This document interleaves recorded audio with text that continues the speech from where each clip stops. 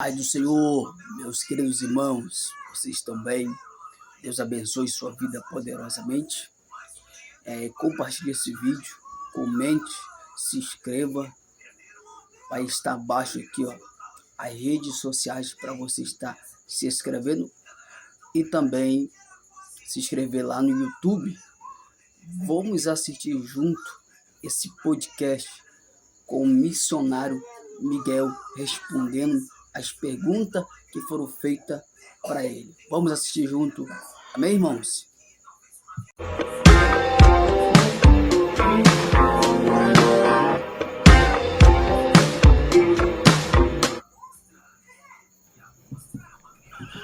Pai do Senhor, meus queridos, nós estamos aqui. Boa tarde para todos os nossos irmãos. Nós estamos aqui pelo estúdio Fusão. Estamos aqui adorando o nome santo do Senhor. E hoje nós viemos trazer o missionário Miguel para adorar e dizer o nome santo do Senhor e responder tudo aquilo que a gente for perguntar. Boa tarde, Miguel. Boa tarde, querido. Deus te abençoe. Obrigado aí pela recepção aqui no estúdio Fusão, aqui no podcast Pela Fé.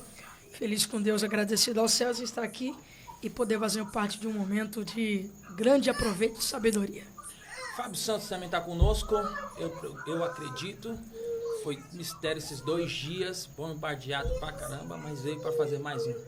Uma grande alegria estar aqui contribuindo com o Pela Fé Podcast. Obrigado, James, pelo convite, acompanhando hoje o missionário Miguel e colaborando aí com esse trabalho extraordinário que vocês estão desenvolvendo nas redes sociais. Vamos para cima, quem ouve crítica não cresce, né? Maravilha. Vamos começar já de perguntas e bem devagarzinho pra gente já embalando. Quem é o Miguel? Bom, o Miguel, ele tem 15 anos de idade. O Miguel é um jovem pregador, começou a pregar com 3 anos de idade. O Miguel, ele tá sendo arrebentado aí na rede social, crescendo. E sou um jovem nas mãos de Deus, alguém novo. Sapateando, mas o coração não queima. Miguel, e o que é um culto avivado para você?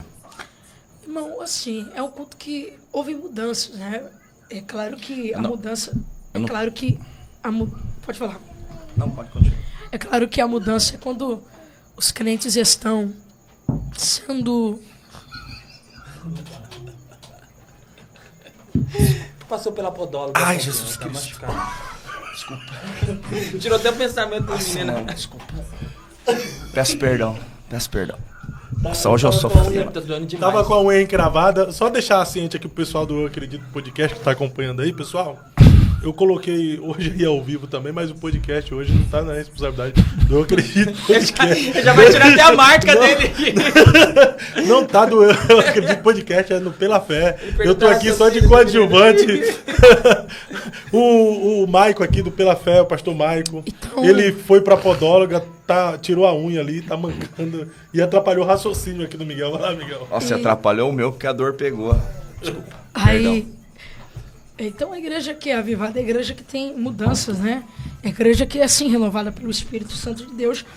Porém, é a igreja que ela, pela palavra, pelo batismo com o Espírito Santo, ela muda as condutas. Aliás, o cristão ele muda as condutas dele no dia a dia e por aí vai. Então, é necessário que todo mundo entenda que uma igreja realmente avivada é aquela que passa por mudanças em seus membros, em seus obreiros.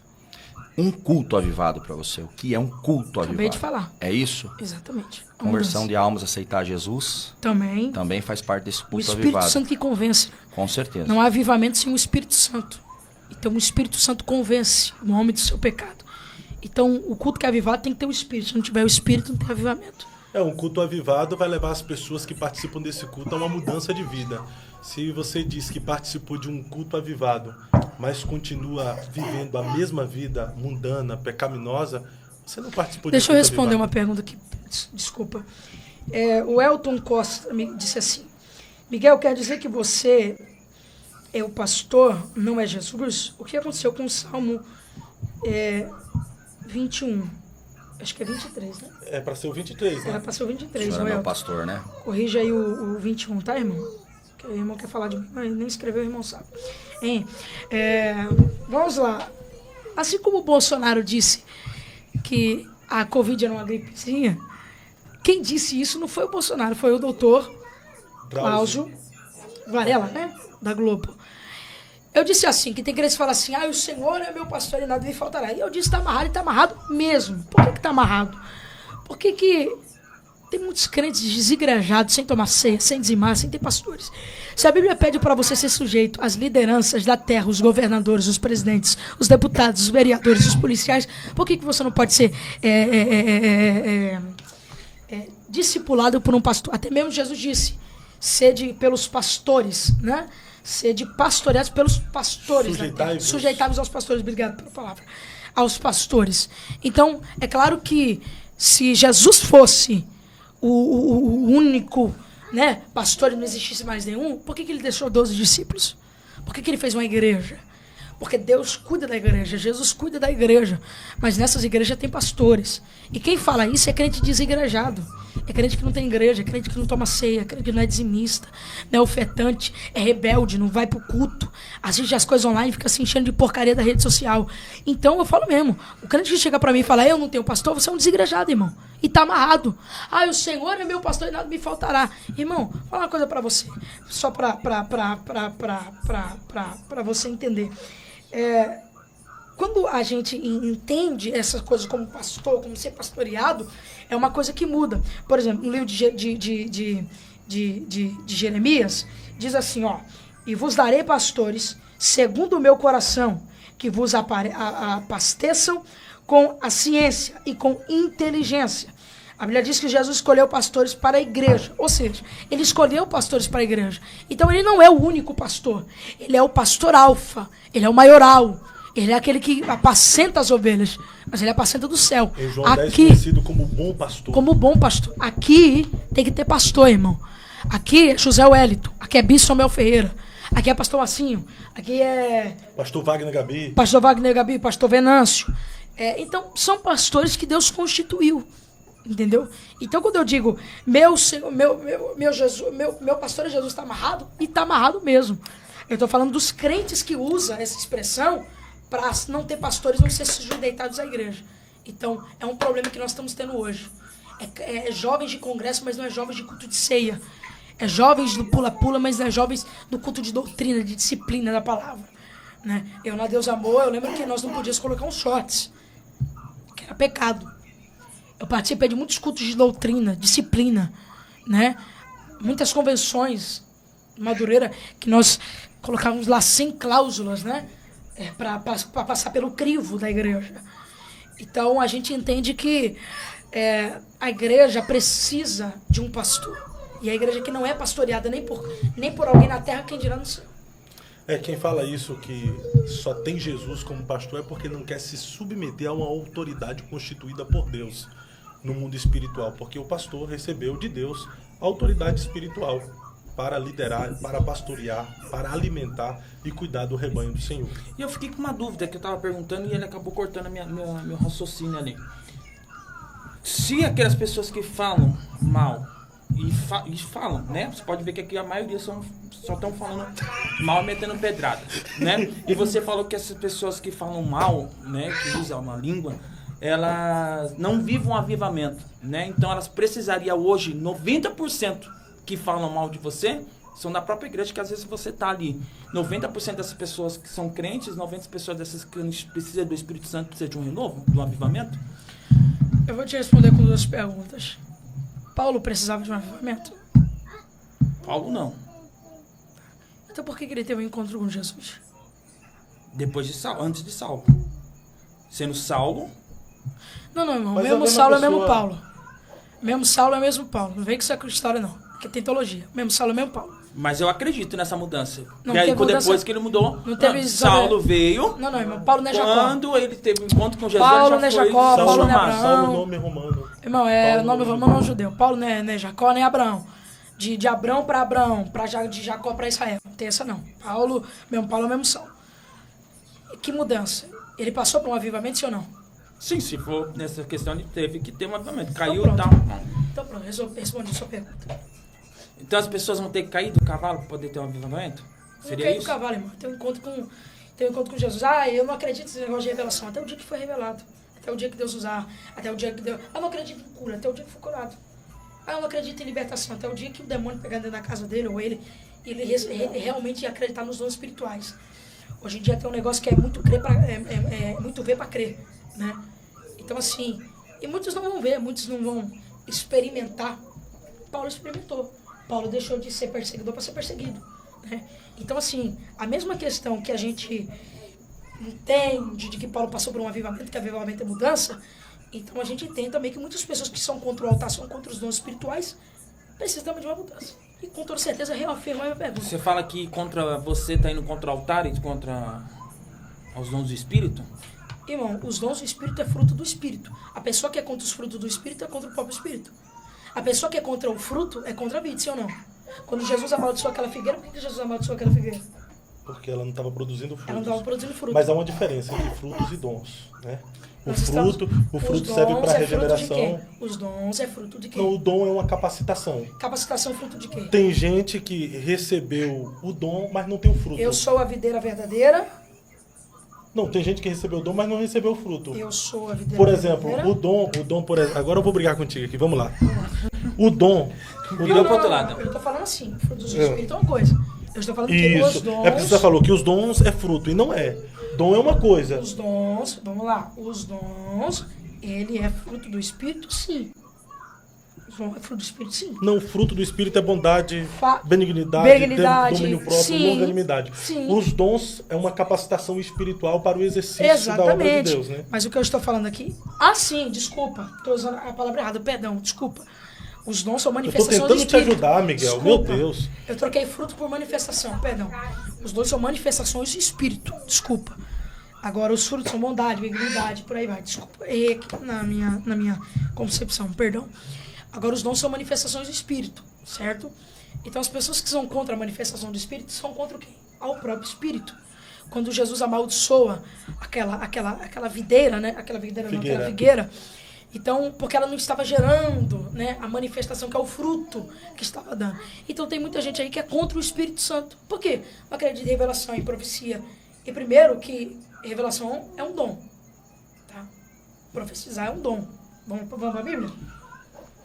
A Bíblia fala de dons de profecias, né? Dom de profecia. Dons, no plural, né? Coríntios 12. Isso quer dizer que no dom de profecia existem variações de dons dentro da profecia. Que nós entendemos que dentro dos dons de profecia está o dom de revelação. Não é mencionado dom de revelação, mas sim o de profecia.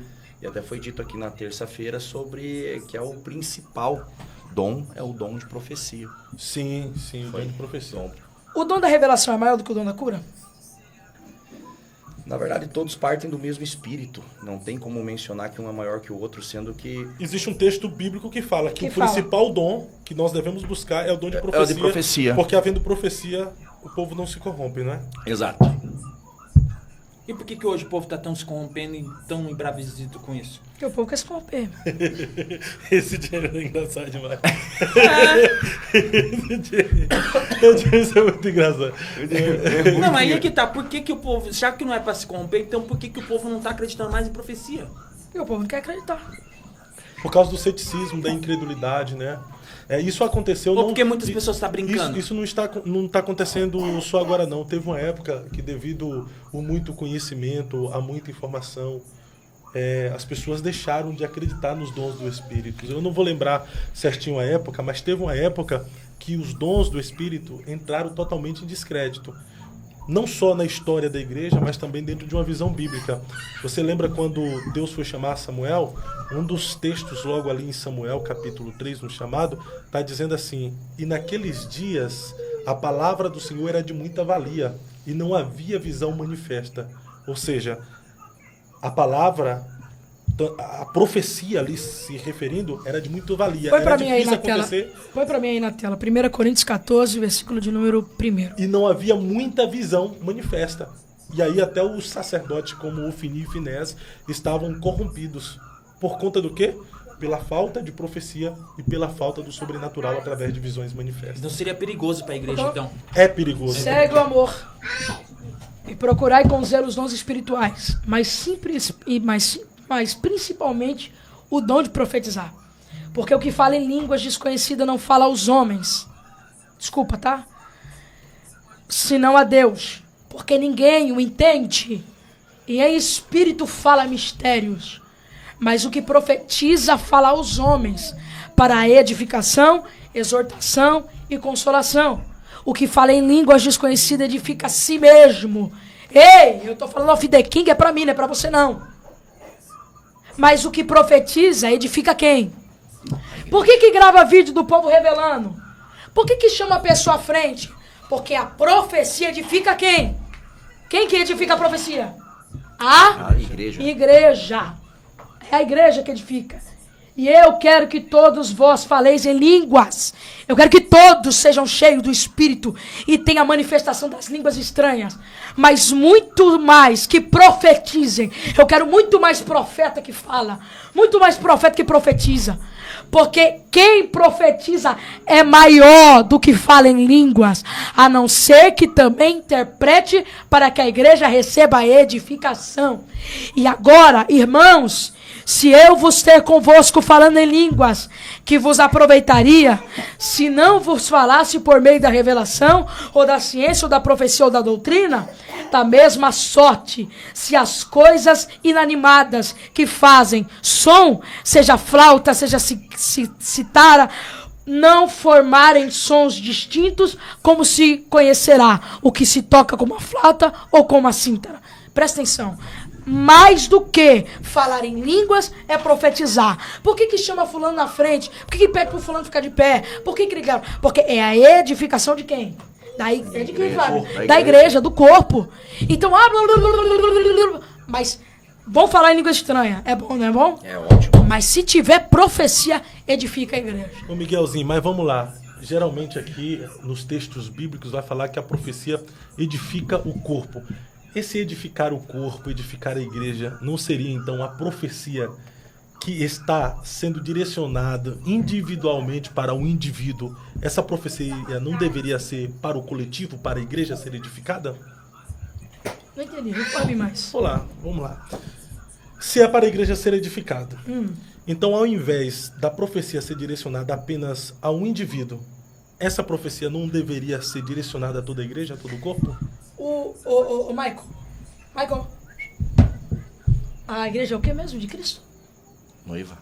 Corpo, irmão. Corpo. É corpo, né? É corpo. Corpo. Bem, fio.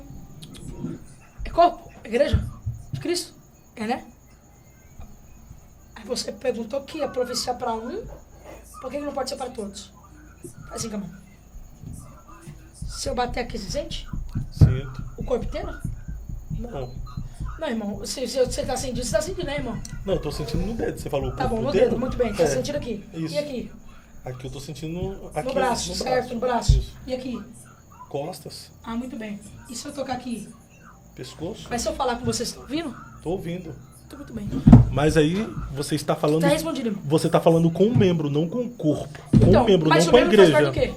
O membro faz parte do corpo. O membro só não faz parte do corpo se eu tirar a tua mão. Aí tua mão fica uma mão, não fica uma Mas se for para edificação da igreja, a profecia não deveria ser direcionada. Pega os profetas do Irmão, Antigo... se eu vou confrontar agora. Pega os profetas do Antigo Testamento. Pega os profetas do Antigo Testamento. Poucas vezes você vai ver o profeta liberando uma profecia direcionada a uma pessoa. Tem. Mas na maioria das vezes a profecia é direcionada ao reino e à nação. Ô Josafá! Ô Josafá! Ô Josafá! Ô Fio! Meu nome é Ô Fio! Ô Josafá! Fio! Não tem mais nem o quê? Nem vos assuste? Porque nessa beleza tu não terás que guerrear? Ao mesmo tempo que falou com Josafá, falou com quem? Com a congregação. Responde a sua pergunta, né? Sim, mas eu falei que poucas vezes... Não, irmão, cara... Eu não desconsidero a profecia individual, mas eu tô falando que na Bíblia, geralmente a profecia... Era no coletivo. Era no coletivo. Então, a profecia... Mas às vezes, é como eu disse, cada caso é um caso. Às vezes a profecia vai ser para a igreja, vai ser para um. Eu fui no Rio de Janeiro e eu preguei no Jardim América, que foi a favela lá, e o pastor tava falando, levantou um moço, começou a falar em línguas estranhas. Olha como que é as coisas. Ele começou a falar em línguas estranhas, eu até filmei. Aí o pastor falou assim, irmãos, quietos que Deus vai falar. Eu nunca tinha visto isso. Quietos que Deus vai falar. A igreja inteira baixou a cabeça e ele começou a falar. Primeiro falou com o pastor. E quando ele falou com o pastor, a igreja começou a falar em línguas estranhas, dando glória a Deus. Porque automaticamente que falou com o pastor, a igreja foi edificada. Ou seja, a igreja foi edificada pela profecia que era do quem? Do pastor. Se nós temos alegria pela vitória do nosso irmão, a igreja também é edificada. Boa. Desculpa, só tomando... Fica à vontade. O podcast hoje é de vocês, mas deixa eu vir aqui pra mim, por favor. E porque, na maioria das vezes, biblicamente falando, a profecia tinha o propósito de consolar, exortar, apontar destino, certo? Porque hoje, na maioria das profecias, para um membro individualmente do corpo, essa profecia é só de bênção, de vitória? Então, aí tem que pegar quem fala de profecia, porque eu respondo por mim, como eu disse ontem. A mesma coisa que você me perguntou, a mesma coisa eu vou te responder. Nem sempre é. Ontem foi uma palavra. Ontem Deus me usou para um rapaz que estava na galeria, acho que o Michael viu. Foi. O rapaz estava na galeria. Ao mesmo tempo que a profecia foi para consolação, foi também para exorção. Eu falei para ele, você se questiona muito com Deus, Deus está mandando você parar de ficar questionando, sim ou não? Foi. Para de questionar. Você ficar se questionando por causa disso. Você não entende o que eu estou fazendo. Fica na perseverança, exortação e consolação, sim ou não? Foi sim. Então, eu falo por mim. Eu estava lá e vi isso. Ele estava lá. Então, assim, para mim, não é só chave de vitória de bênção, não, irmão. Então, assim, é muito complicado as pessoas entenderem isso. Tu entregou pra moça embaixo, do lado esquerdo do altar também, Sim. pro casal, algo muito similar, referente a ela se questionar muito, que ela, enfim, e foi de uma certa forma exortativa para aquela mulher, Então, porque ela questionava a Deus o porquê que ela estava vivendo aquilo. E aí, consequentemente, veio o bálsamo e tudo mais. E ela chorou muito, né, Miguel? Chorou muito. Mas me tira uma dúvida. Agora eu fiquei com uma dúvida bem crucial. A profecia é pra quem? Pra igreja, não é? Pro corpo de Cristo. Pra igreja ou pro membro do corpo, né? Não é isso? Então não deveria ser de portas fechadas o culto e parar de filmar o culto? Pra dar ibope? Porque quem tá fora da igreja não precisa ver isso. Se é pro corpo pra edificar o corpo, tem que ficar no corpo. Essa palhaçada de ficar gravando, querendo ibope, não tá colando. Se é pro corpo, tem que edificar o corpo. E quem tá fora do corpo não tá edificando Pastor nada. José Wellington, tá trazendo palhaçada. nosso presente aí da de Belém. Quem não entende, não entende. Pastor José Wellington Bezerra da Costa, tira as câmeras da igreja do Ministério de Belém. Bispo Samuel Ferreira, tira as câmeras da Assembleia de Deus Ministério Madureira do Adebrais, porque o nosso irmão Jaibes de Curitiba tá pedindo pra tirar, tá bom? Por mim, eu tiraria. Eu não posso chegar a me afrontar todos esse povo. Mas se esse povo tiver consciência do que é Deus e o Espírito Santo, essa palhaçada de câmera vai acabar. E vai voltar nossos cultos ser original. Porque quando tava de porta fechada, sem câmera, sem ninguém gravando, muitos mover de Deus acontecia lá dentro. Quem queria ver, chegava pra dentro. Passava gente por fora e entrava pra dentro. E não tinha essa zombaria. Eu já vi muita gente ser preso por causa de câmera de segurança. Eu já vi muita gente ser curada pela internet. E muita gente não pode ir pro culto por outros motivos. Então, quando um culto é transmitido pelo YouTube, não é por causa de ibope. É porque tem alguém na rede social que precisa, assim, o quê? Ser alcançado. Então, derruba esse podcast aqui, ó. Então, pode derruba ser esse podcast, faz seminário na igreja. O culto até aceita. Faz seminário na igreja, irmão. Mas por que pegar a hora da revelação, do momento da revelação? Pô, então transmitiu o culto inteiro, não a parte, pô. Então, mas o irmão não sabe. Então, mas o irmão não sabe aqui, ó. Eu vou ter que mostrar aqui, ó. Então você acha que o Ibope, de uma certa forma, as filmagens, está atrapalhando com... Lógico, varão. Lógico. Então eu tava falando com a minha amiga hoje. Tava eu, ela, a católica, e uma bandista, com todo o respeito, que a gente respeita todas as religiões. E a gente chegou num contexto que ela pegou também e falou. Lá na Umbanda tá gravando coisa que não é pra gravar. Na Católica tá gravando coisa que não é pra gravar. E no Evangelho também tá fazendo a mesma coisa. Isso é no YouTube? É no YouTube? Esse aqui é o culto que eu falo, The King, The Power, ó. 1h22 de palavra, de revelação, e por aí vai. Cortaram o The King, The Power. Aí eu te pergunto, se não tivesse gravado, não tinha The King, The Power. Então, irmão, você faz o seguinte, derruba esse podcast, quebra aquela cama e faz um seminário sem filmagem, tá bom? Não, mas aqui não tem problema, não dá pra quebrar, não dá pra cortar, porque aqui não é culto, é uma entrevista, é totalmente diferente. Mas você iniciou esse podcast dizendo que era um momento de adoração, de louvor. Era um momento de conhecimento da palavra. E você falou, esse momento, no início do podcast, você falou, um momento de adoração. Então a adoração, o seu momento de adoração, de intimidade com Deus tem que ser exposta? Eu acho que você tá se complicando. Não tá sendo exposta, porque quando eu adoro pra mim. Pode filmar, não, pode... Você adora pra você? Não, você adora pra você? Eu tô adorando.